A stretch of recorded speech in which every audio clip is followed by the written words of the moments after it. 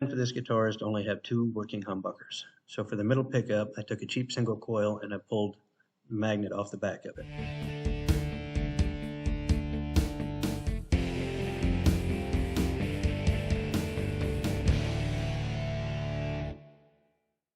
The next thing I did was to use a hammer and a punch to remove all of the slugs out of the bobbin.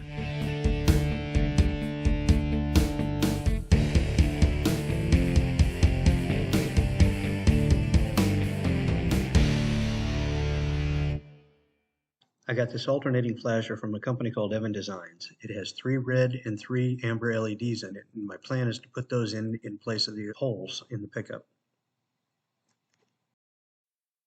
In order for the LEDs to fit, I had to drill out the holes in the bobbin just a little bit.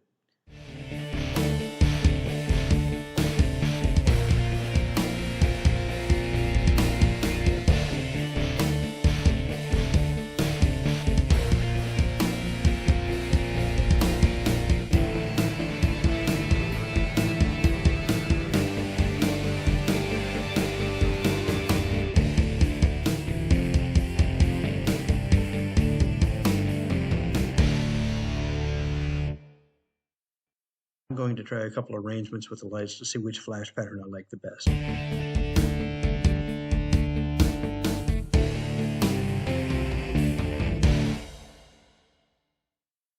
Once I know the flash pattern that I want, I'll drop some super glue down into the back of each one of the holes in order to hold the lights in place.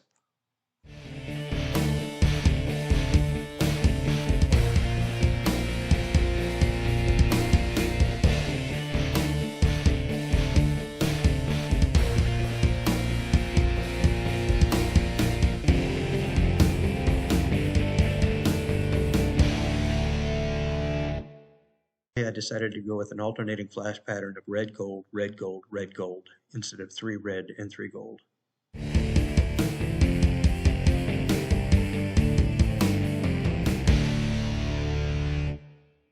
Next step of this was to move on to the body. I knew I was going to have to open up the channels where the wires went through, but I also wanted to take some time and deepen this pickup route just a little bit so that I'd have extra room for the wires that would be sticking out of the back of the pickup. The control module for this light unit was way too big to fit through the channels that were already in the body for the wires. So I used a coping saw and a couple of chisels to open them up.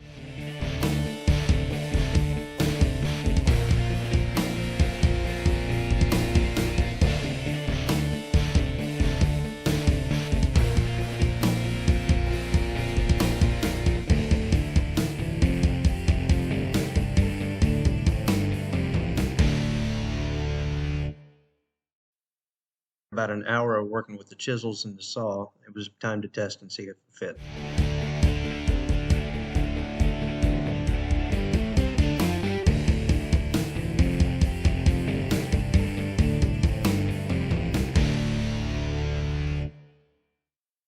Next, it was time to move on to the tedious task of channeling out from the pickup cavity into the control cavity. It proved to be more difficult because you're cutting at an angle and there's a lot more wood to remove.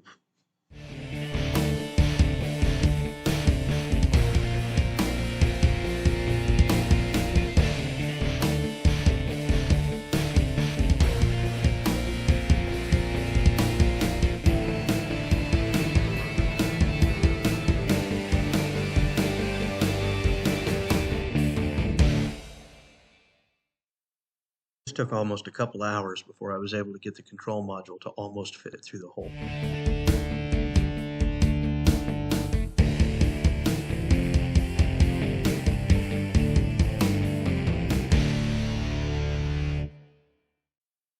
To do the final cuts and smooth out the walls on this channel, I used a spiral cut bit on a Dremel tool. This proved to work really well for me in the fact that I was able to move the last of the wood really quickly and get everything nice and almost polished inside.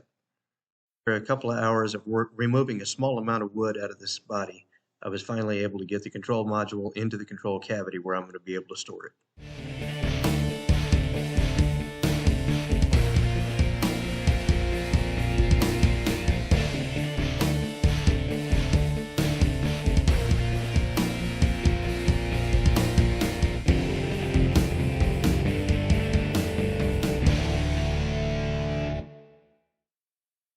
test fit, I realized I didn't like the way how the light was sitting uneven, so I opened it back up and made a couple adjustments to the lower channel.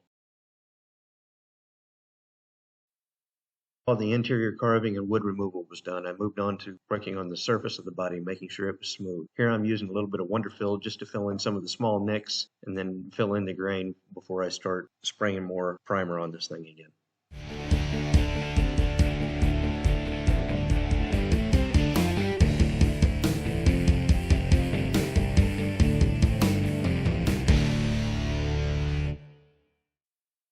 It's back on the paint stick. I'm going to use some 600 grit sandpaper to give it a final sand. Look for any spots that might need to be filled. I'll fill those spots up and then I'll go back and resand, and I'll do this several times until I get it to where I think it's smooth and ready for paint.